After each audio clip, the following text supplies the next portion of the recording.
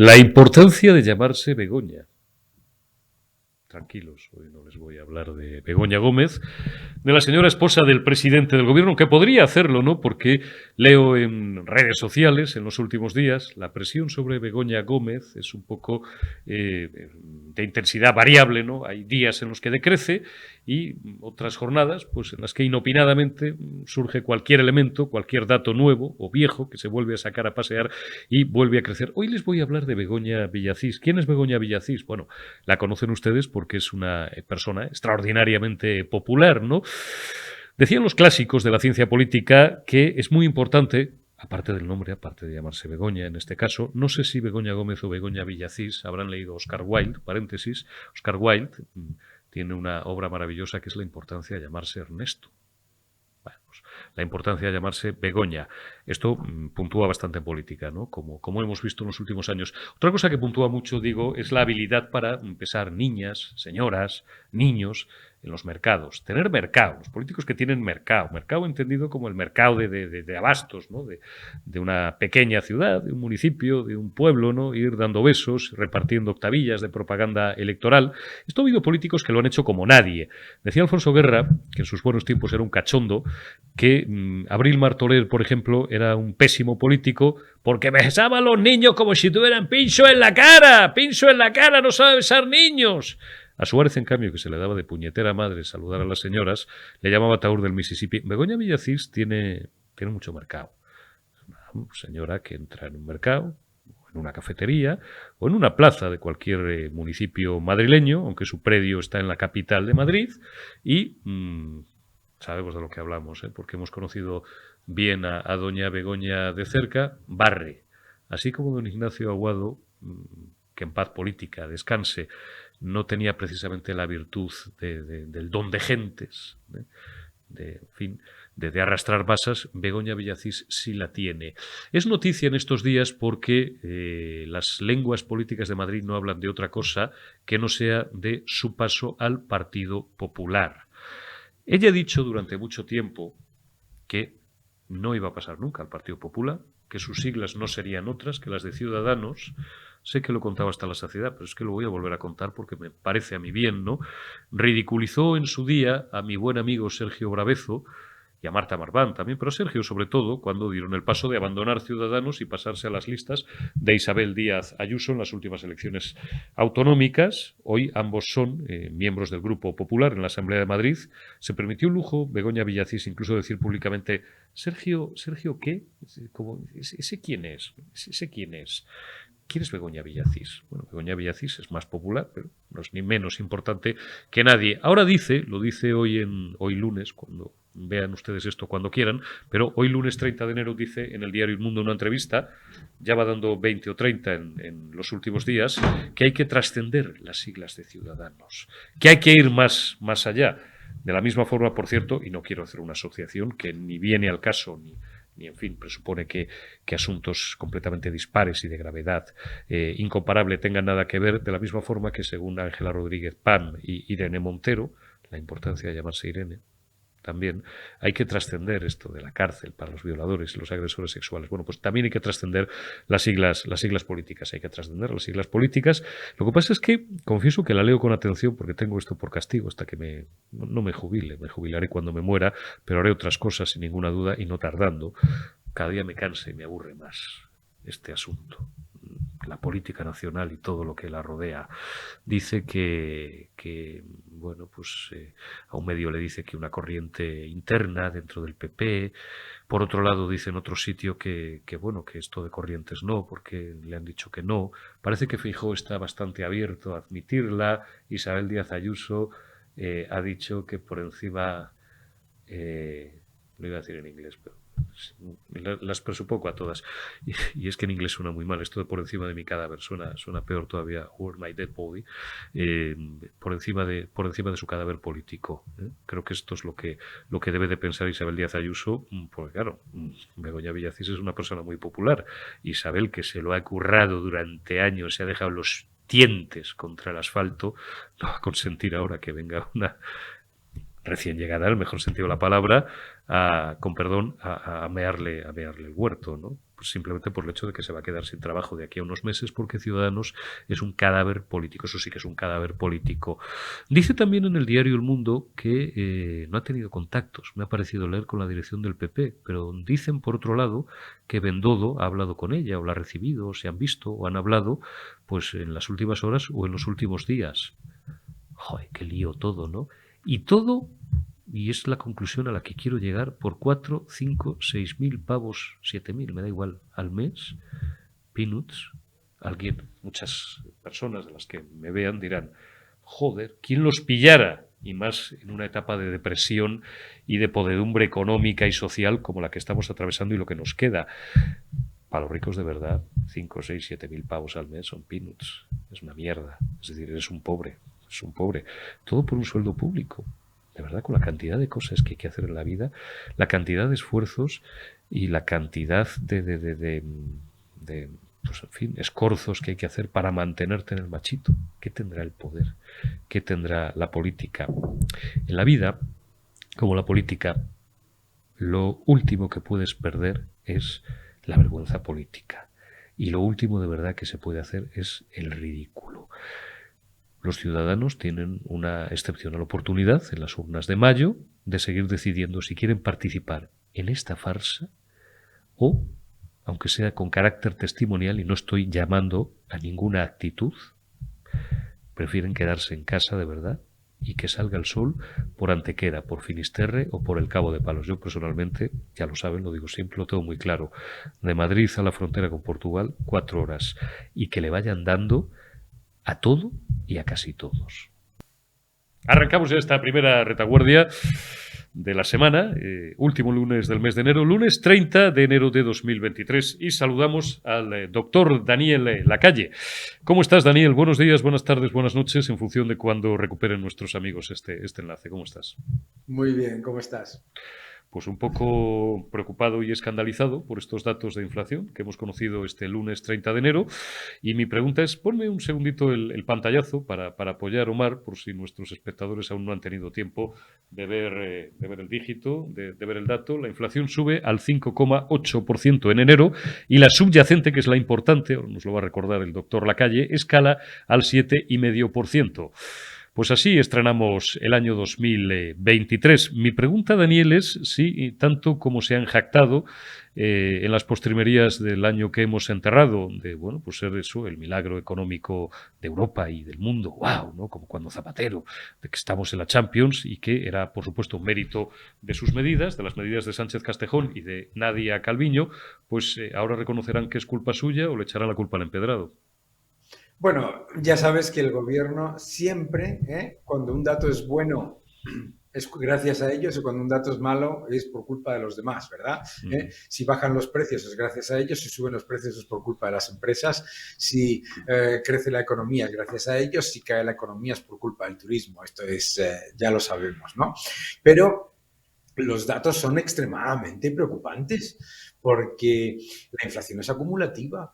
Y los españoles ya son los que más pierden en poder adquisitivo de toda la Unión Europea en los últimos años. No solamente somos el país en el que más pierden poder adquisitivo a los ciudadanos, sino renta disponible real, porque además de la inflación, el impuesto escondido, nos han subido el resto de los impuestos a todos los ciudadanos y no deflactan los impuestos a la inflación. Por lo tanto, muy preocupante. Segundo elemento súper preocupante. Hombre, yo creo que lo más absolutamente aberrante de estos datos de inflación es que la inflación subyacente está al 7,5% y la titular al 5,8%, lo cual demuestra que se está disfrazando inflación porque nadie ha visto precios negativos en la energía y en los alimentos. ¿De acuerdo? Se está disfrazando inflación con el subterfugio con el timo del gas, ¿no? Lo que nos han pasado a la factura el coste del gas mientras aparece que baja, entre comillas, el precio de la electricidad, nuestra factura no baja, pero bueno, da igual. Son datos malísimos, malísimos de inflación. Y el gobierno dice que es gracias a ellos, pero fíjate qué curioso, ¿no? Si vas a los datos del Instituto Nacional de Estadística y buscas la inflación a impuestos constantes, que significa la inflación excluyendo todas las medidas todas las medidas que ha podido tomar el gobierno, resulta que el impacto a impuestos constantes no llega a 3 décimas. Es tremendo, es tremendo. Yo, fíjate, mi mejor pulso de la calle, pues me lo dan a veces, en este caso mis padres. Iba a visitarles, felizmente superada la ochentena, y mi padre, una de cuyas principales distracciones, disfrutando de su feliz jubilación, es ir a la compra, me decía, hijo, es que hay marcas de aceite que el litro de aceite de oliva está ya por encima de los 8 euros. Y yo que últimamente tengo Sí. poco tiempo para hacer la compra, decía, no puede ser, pero qué barbaridad. Hay muchos elementos cotidianos de alimentación que están subiendo un 30, un 40, un 50 y hasta un 60%. Es decir, es que esto Claro. es lo que ve la gente. ¿Hasta cuándo vamos a seguir soportando, Daniel, ese sistema de ponderación tramposa que siguen, pues por ejemplo, a la hora de medir el IPC? Es decir, ¿podemos fiarnos realmente, no tanto de los datos del gobierno, que no son fiables, sino de la forma de medirlos y de estimarlos y de calcularlos? Bueno, la inflación, primero no es el IPC, como tú bien acabas de mostrar. La inflación es la pérdida del poder adquisitivo de la moneda. Y cualquier ciudadano, ya en la época en la que nos decían que no había inflación, sabe que, bueno, pues que el coste de la vida aumentaba significativamente, ¿no? Pero yo creo que es muy importante además darse cuenta de el IPC. Todos los organismos estadísticos del mundo, no el Instituto Nacional de Estadística no hace nada diferente, pero el IPC en sí mismo es una medida de la inflación que no es 100% correcta, Eso ¿verdad? es. Por una sencilla razón, porque asume una cesta de bienes y servicios, ¿no? Y los pondera de diferentes maneras, pero claro, es hacer una estimación de más o menos cuánto sube nuestro coste de vida, pero no deja de ser una estimación y además siempre en todos los países del mundo se calcula el IPC de una manera que beneficia a los gobiernos. Es decir, para que lo sepas, el IPC lo creó, la cesta del IPC la creó un economista norteamericano, se llama Irving Fisher, que lo hizo precisamente por eso, para que no saliese en titulares, sube el pan un 50%, sube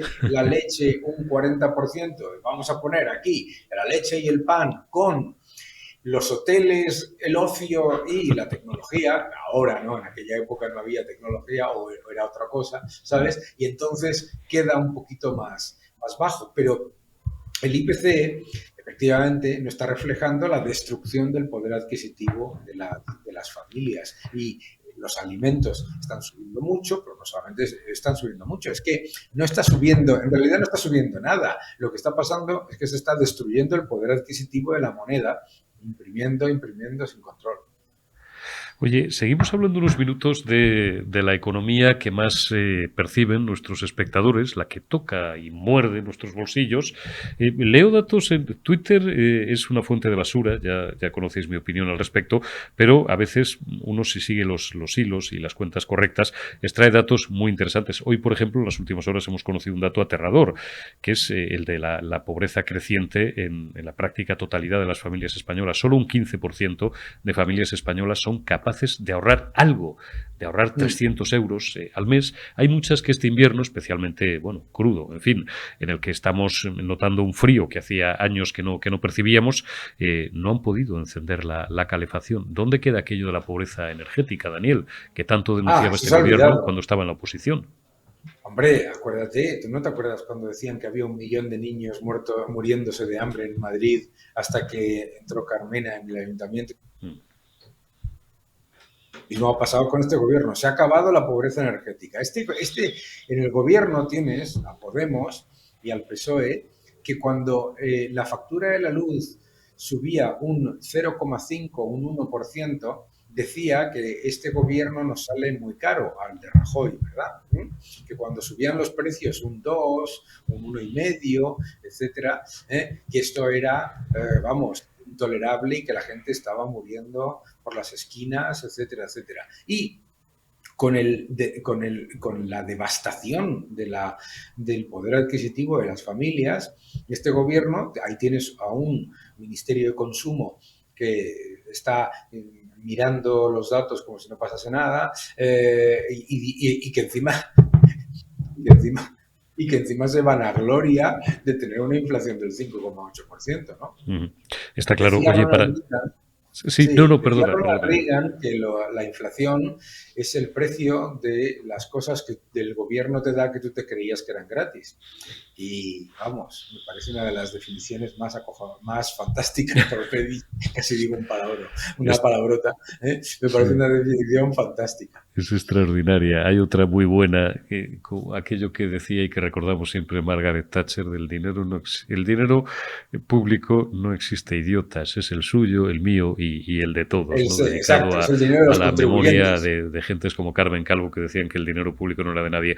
Dos apuntes macro para terminar, Daniel, curiosidad personal, pero que seguro que a muchos espectadores les interesa. ¿Se va a recuperar el euro o va a recuperar niveles? Pues no lo sé, mi última referencia, digamos ahí en el mármol, era el 1,20 aproximadamente con respecto al dólar. Y dos, la evolución del precio del gas. ¿Puede seguir cayendo el precio del gas? El precio del gas puede seguir cayendo, el precio del gas spot puede seguir cayendo porque estamos pasando un invierno que no se lo esperaba nadie, ¿verdad? O sea, estamos beneficiándonos, Sí. la Unión Europea sale de la recesión porque tenemos un invierno muy suave, ¿verdad? Entonces los almacenamientos están llenos, pero el precio del gas spot está bajando, pero no lo que pagamos nosotros, porque Ajá. claro, los almacenamientos se han llenado a precios históricos. Entonces, lo que nosotros estamos pagando no es el precio que aparece en la pantalla de Bloomberg para el que compre hoy gas spot, sino que es el precio medio de todo los contratos que se han firmado durante el año pasado. Por lo tanto, yo creo que el precio del gas puede continuar bajando si tenemos un invierno como el que estamos teniendo. Pero el otro día me decía el consejero delegado de una empresa energética, que me pareció un comentario muy interesante, me decía, a mí no me preocupa el invierno, me preocupa el verano. ¿Eh? Claro. Porque el verano es cuando la demanda de gas puede dispararse en un momento en el que no tienes tal cantidad de suministro como hemos tenido, que nos ha salvado, esta es la otra, ¿no? A Europa le ha salvado de la recesión y de un gran apagón el fracking de Estados Unidos, que es que tiene ironía, ¿no? Porque está prohibido aquí. Es verdad, porque el lobby friki verde ecologista siempre se ha opuesto al fracking. Evolución de la paridad euro-dólar, que Sí. es muy importante para nuestra balanza y para la del resto de los países, ¿no? Y también, bueno, pues Siempre es para la gente, oye, difícil que se ver, sobre dedique a ese todo, apasionante y complejísimo mundo del Forex, aunque sea una minoría, pero bueno, pues si siempre alguien es por ahí difícil, le interesa o practica este ejercicio, pues que tome buena nota. siempre es difícil hacer estimaciones sobre las monedas, sobre todo entre dos monedas, el dólar y el euro, que suelen ir relativamente acompasadas, ¿no? Pero la tendencia a largo plazo del euro contra el dólar no es buena. Tú y yo hemos visto el euro a 1,4 Sí, y nos decían que no podía bajar de 1,3 sí. y nos decían que no podía bajar de 1,2. 1,2 y luego que de 1,1. Y luego hemos visto el Y 0,99. claro, y el riesgo que yo veo aquí es que hay como una especie de interés relativo por parte del Banco Central Europeo de no defender el poder adquisitivo del euro, porque es más fácil pasarle a los ciudadanos, y lo estamos viendo ahora, ¿no? Es mucho más fácil pasarle a los ciudadanos los desequilibrios estatales vía inflación que anunciar enormes recortes y enormes reducciones de gasto. Entonces, pagar más cosas del gobierno en una moneda que vale menos, parece como estás escuchando constantemente decir al gobierno, en esta crisis se han hecho las cosas de manera diferente. endeudarte mucho más y gastar mucho más. No veo yo en qué se ha hecho diferente. No vemos la diferencia. Y lo único cierto, y ya cerramos con esto, Daniel, le envío un abrazo desde aquí, un artículo fascinante el otro día de nuestro buen amigo Fernando Díaz Villanova, que hablaba del enésimo intento de proyecto de una moneda común entre Argentina y Brasil. El sur, creo que lo quieren llamar. Hemos terminado hablando de visas, ¿qué vamos a hacer? Hay que hablar un poco de todo. Lo quieren llamar cuando la realidad es que los ciudadanos de aquellas latitudes lo que quieren, y los que hemos viajado apenas por Argentina, pero mucho por Brasil, lo sabemos, es llevar dólares en el bolsillo. Pues al final, contra hechos no valen evidencias. Daniel, te envío un abrazo y cuídate mucho. Hasta la próxima. Un fuerte abrazo, gracias. Saludamos a nuestro buen amigo y compañero Borja Jiménez de Francisco, responsable de la edición de OK Diario en Andalucía. ¿Cómo estás, Borja? Buenos días, buenas tardes, buenas noches. Muy buenos días, muy buenas tardes, Eurico, muy buenas tardes a todos. ¿Qué tal? Pues aquí estamos, en Andalucía, viendo las lindezas que todavía siguen haciendo los socialistas por aquí por el sur, que parece que está desaparecido después de 4 décadas, pero... Están ahí encerrados en la cueva, en esas cuevas de Alibaba que tenían montadas los socialistas después de 37, 38 años de partido único como el PRI mexicano. Oye, quiero hablar contigo, quiero arrancar esta conversación, Borja, con asuntos de carácter nacional. ¿Cuáles son, bueno, el chiringuito que tienen montado estas crías en el Ministerio de Igualdad, que no tendría mayor problema, salvo el de costarnos 590, casi 590 millones de euros al año, si no fuera por todo el daño que están haciendo? Ya son, bueno, depende de cuándo veáis esto, ¿no? Rondamos ya los 300 violadores y agresores sexuales en las calles. Ya es un clamor, no solamente ministras de la facción socialista del gobierno, sino también, bueno, pues gentes precisamente no de derechas, como la propia Rita Maestre, Manuela Carmena, ya lo contábamos hace unos días en el diario El País, se han pronunciado en contra de esa ley del sí es sí, y sugiriendo en algunos casos o instando en otros a sus necesarias modificaciones legislativas. También hace unos días María Chivite, ¿no? Que no es nadie a nivel nacional, pero bueno, es la presidenta socialista de Navarra, que gobierna allí gracias a los bildutarras, pues también ha lanzado algunas críticas acerca de esta ley. Y ponme el pantallazo, Omar. Hoy lleváis en OK Diario, en las últimas horas he leído en tu periódico, que Montero y Ángela Rodríguez Pan impulsan un plan contra las violaciones que pide trascender las penas de cárcel. Esto hay que superarlo, ¿no? Estas chicas además son unas intelectuales, tienen una visión política que se nos escapa al resto de los mortales y intuyen y van avanzando nuevos caminos y nuevos escenarios, ¿no? Que diría un tal Gabilondo, que ya pasó la historia periodística, que a los demás pues todavía no se nos han ocurrido. ¿Cómo no hemos reconocido antes talentos superiores como el de estas dos chavalas? Sí, el de la Irene Montero, su chupipán y de TikTokers, pues bueno, al final van a seguir intentando parchear esta chapuza judicial, que han dejado ya por lo menos a 277 agresores sexuales o en la calle o más cerca de salir a la calle, y van a seguir parcheándolo. Ya nos ha quedado más que claro que no está en su intención recular. Están convirtiendo, eso sí, mientras tanto, en fascistas y en fachas a gente tan sospechosa de serlo como bien decías, como Manuela Carmena, Alfonso Guerra o el propio Felipe González.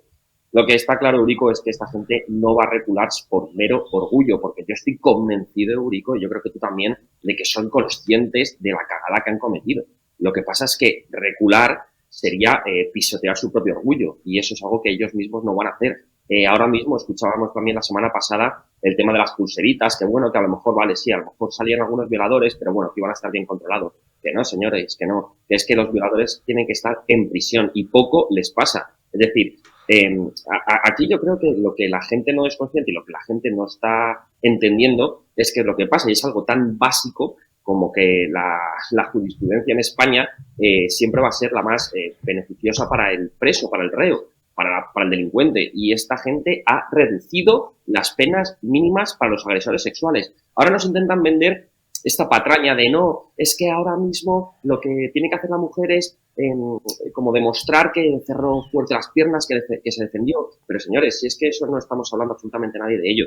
De lo que estamos hablando es de que vuestra chapuza judicial ha dejado a 277 agresores sexuales y delincuentes sexuales o en la calle o más cerca de ello. Ellos siguen R que R. La señora Montero con su chupipandi de TikToker no van a recular, pase lo que pase. Desde el gobierno, lo publicamos el otro día en OK Diario, están las cosas muy calientes, se les están instando a que reculen, pero claro, que es que están entre la espalda y la pared porque el gobierno no puede, es que es acojonante, pero es que no puede decirle a esta mujer que limita, no puede darle un toque público de atención porque entonces se les va todo el chiringuito al suelo, porque entonces ya lo sabemos todos que el Partido Socialista de Pedro Sánchez lo único que pretende es perpetuarse en el poder y para ello no va a dejar mal a sus socios de gobierno, a los proetarras, a los bildus y a los, bueno, ya estos tiktokers. Es una auténtica vergüenza, digo. Está claro la importancia de llamarse Irene o de llamarse Begoña. Ya he hablado de este asunto en el campanazo y no quiero seguir incidiendo, aunque, insisto, dudo que estas crías hayan leído jamás a Oscar Wilde, ¿no? Lo último de Algeciras, de ese horrendo crimen yihadista, de ese acto de terrorismo que el figura calificó de ataque, bueno, pues me lo vas a contar tú si hay alguna novedad. A mí me sigue pareciendo lo más escandaloso el hecho de que no haya habido un solo miembro del Gobierno de España que haya tenido a bien el asistir a las honras fúnebres de este pobre sacristán. Ellos son más de dar pésames a criminales etarras, ¿verdad, Borja? Completamente, Eurico. De hecho, a mí me llama particularmente la atención el interés que tienen siempre en poner el apellido machista cuando el asesinato se produce en manos de un hombre hacia una mujer, ahí siempre hay que poner el apellido machista, pero cuando se mata en nombre de Dios, cuando se mata gritando Allahu Akbar y cuando se mata yendo objetivamente a dos iglesias, a por los párrocos, a por los clérigos, eso no es un atentado religioso, no es un atentado yihadista. Estamos en un momento, Eurico, en el que parece que la palabra es tan importante, ¿no? A mí me genera bastante reflexión porque tenemos que estar constantemente poniendo apellidos absolutamente todo y cuando es algo tan evidente parece que desde toda la izquierda es que es acojonante. Os invito a todos a repasar un poco las redes sociales de todos los políticos de izquierdas a ver cuántos de ellos se han referido a este ataque yihadista como un ataque, como yihadismo, como un atentado. No. Hablan de hechos, Eurico. Es como cuando aquí en el sur yo veo constantemente también delitos a manos de inmigrantes ilegales. No hablan de inmigrantes ilegales, hablan de individuos. Aquí son hechos. Entonces, ¿hasta cuándo vamos a seguir con esta gilipollez supina de no decir las cosas claras? ¿Por qué tenemos que ocultar una realidad que está pasando? Que es que en apenas una semana no solo pasó lo de Algeciras, que fue lo que más sonó por la tragedia esta de este pobre sacristán, yo estuve ayer en Algeciras, ahora pasaremos a ello, porque también me parece interesante lo que me sucedió en los barrios musulmanes de Algeciras. Pero a lo que iba es por qué tenemos que estar constantemente poniendo apellidos a todo y aquí cuando es algo tan evidente nos llevamos las manos a la cabeza cuando se habla de yihadismo. Sí, señores, es yihadismo, sí, señores. Es un atentado terrorista que ha protagonizado una persona que ha entrado ilegalmente a nuestro país y que tenía además una orden de expulsión de nuestro país. Solo un 5% de las personas con orden de expulsión se van. Algo está saliendo mal. Vamos a analizar las cosas tal y como están sucediendo, porque si no hacemos un buen análisis, lo que va a ser imposible es que tengamos una solución. Y aquí no se quiere hacer un buen análisis porque, claro, a ellos les penaliza políticamente. Voy a entrar en el asunto porque a mí me ha llamado particularmente la atención, Eurico, cuando estuve en Algeciras. Me fui, como decía, a la calle Tarifa, allí donde se encuentra la principal mezquita de Algeciras. Ajá. Por cierto, estaba cerrada. Lo cual me llamó la atención. No había por supuesto ningún tipo de protesta por parte de esta comunidad islámica. Pero yo cuando me acerqué a hablar, podéis ver el vídeo en OK Diario, cuando me acercaba a hablar con gente musulmana, por supuesto que me encontraba gente que lo condenaba muy, muy, muy fuerte. Decían incluso que tenía que estar condenado a pena de muerte este hombre. Pero la inmensa mayoría me decían que no sabían lo que había pasado, que no querían hablar ante las cámaras, que no tenían nada que condenar porque esto no era la religión. Bueno, señores, yo creo que ese silencio a mí por lo menos me inquieta mucho. Yo he hecho en falta, igual que he hecho en falta que las mujeres, las feministas salgan a la calle por estos 277 agresores sexuales de los que hablábamos antes, he hecho en falta por parte de la comunidad islámica una mayor condena, un decirnos todos a una, oye, esto no es la religión, vale, de acuerdo, pero salgan a condenarlo, salgan a decir algo. Y esto no es cuestión de racismo, es cuestión de una realidad. Un 75% de los extranjeros que se encuentran en las prisiones de Algeciras son marroquíes, son inmigrantes ilegales marroquíes. Hay problemas, hay que analizarlos. No es cuestión de siempre cuando se hace un tipo de análisis decir, no, este es racista, no, este es fascista. Vamos a analizar todos juntos, todos los datos, las realidades, para poder tener soluciones, pero aquí no se quiere tener soluciones porque la penalización política va a ser muy grande para los que ahora mismo están en el poder. Y hasta que eso no cambie, vamos a seguir con una venda impuesta por las instituciones públicas, que es acojonante. Está claro, y sobre todo el reconocimiento de que ya no el otro día lo comentábamos Carlos Paz y yo, no solamente en Francia, en localidades emblemáticas como Marsella, otras grandes urbes francesas, sino en España, en Andalucía, en Cataluña, ya hay auténticas zonas no-go, que es un término al que tendremos que ir acostumbrándonos porque es el reconocimiento de un hecho objetivo. Tú dices, ¿hasta cuándo va a durar esta tontería?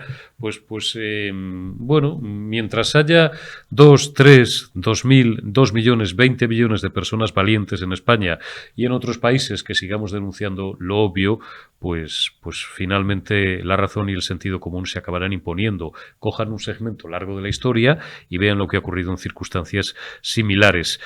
Te voy a pedir que volvamos a la política nacional y te voy a preguntar por la importancia de llamarse Irene, ya la conocemos, la importancia de llamarse Begoña.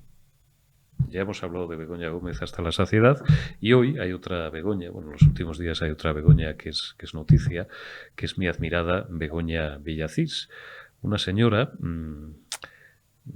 ella dice que liberal, yo creo que es más bien conservadora, por familia, por extracción social, por arquitectura mental, y que, como ya lo he contado en el campanazo, no quiero incidir, ¿no? Antes de ser el gran fichaje de una fuerza política entonces poco conocida en toda España, que acababa de dar el salto a nivel nacional, como era Ciudadanos, en aquellas municipales que algunos recordamos muy bien, autonómicas, de mayo de 2015, en las que Ciudadanos y Vox no tenían candidatos, no tenían nadie dispuesto. Ciudadanos fuera de Cataluña no tenía nadie dispuesto a ir en sus listas y Vox, ¿qué les quiero yo contar? Que tenían 30.000 votos en toda España. Bueno, Begoña Villacís, que ha dicho siempre que ella jamás se iría de Ciudadanos, que ella nunca, iría bajo otras siglas, etcétera, que demonizó, que criticó, que ridiculizó a gente a la que yo aprecio mucho personal y políticamente, como Sergio Bravezo, cuando dieron el paso de dejar Ciudadanos y figurar en las listas de Isabel Díaz Ayuso, Marta Marván también, me acuerdo.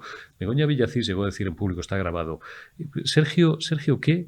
¿Ese quién es? Bueno, ahora Begoña Villacís está en oferta, término medieval que se empleaba para otras cosas, y se está ofreciendo a Ciudadanos. Ponme, por favor, el pantallazo, porque lleva días con una actividad frenética, haciendo declaraciones a distintos medios. No sé si tenemos por ahí está la portada del Mundo. Ciudadanos, dice Begoña Villacís, tiene que arriesgar. ¡Wow!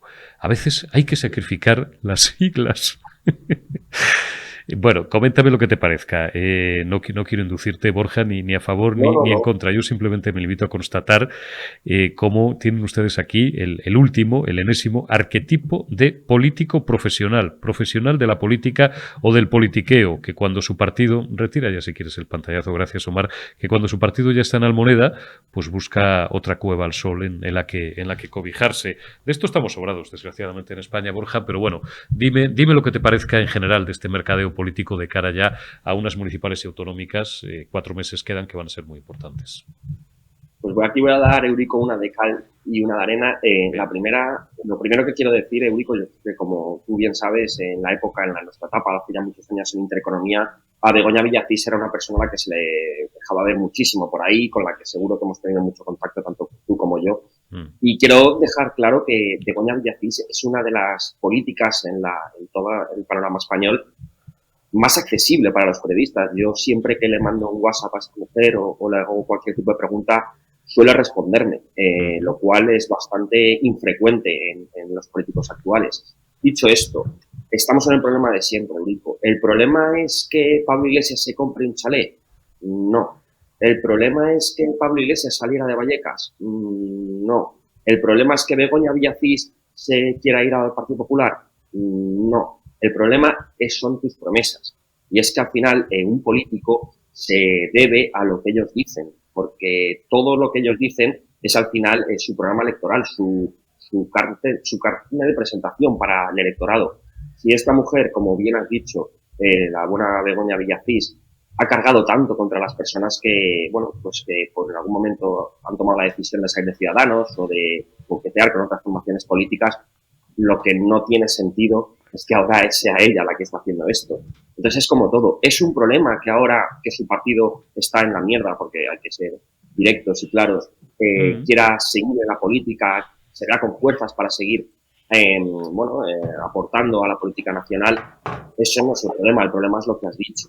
No es el problema, como decíamos antes, que Pablo Iglesias se lleve un chalet, no. El problema es que Pablo Iglesias dijo que él siempre iba a vivir en Vallecas y que iba a estar junto a la sociedad.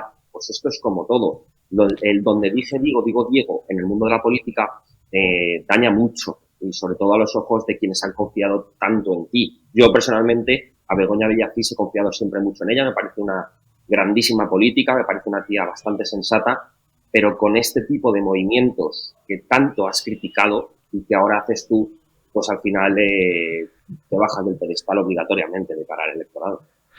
Está claro, no, nada personal contra Begoña Villacís. Me ocurre lo que a Borja Jiménez Francisco. Yo he conocido bastante bien, cuando digo bastante bien, quiero decir bastante bien a Begoña Villacís en el pasado, y personalmente nada que objetar, por supuesto, ni roba ni mata. Y además me parece que es una excelente persona. Es una persona muy cordial, muy accesible, muy simpática, y yo creo que es buena gente. Aquí estamos valorando, pues como bien decía Borja, el aspecto político, ¿no?, de las personas, y sobre todo cuando dejan de ser personas, dicho no sé, al mejor sentido de la palabra, y se convierten en personajes. Creo que era Groucho Marx, ¿no?, Borja, el que decía aquello de estos son mis principios, pero si no le parecen a usted bien, pues tengo otros. Borja Jiménez Francisco, director y responsable de la edición andaluza de OK Diario.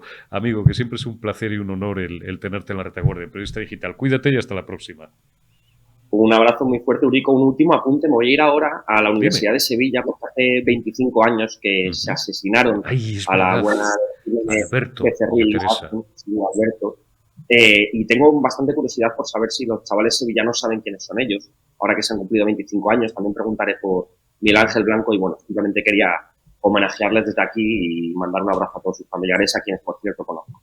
Un fuerte abrazo a todos los familiares, a su hermana, por supuesto, y a los hijos de aquel matrimonio de Alberto Jiménez Becerril y Teresa, que fueron asesinados un maldito día hace ya 25 años, 1997.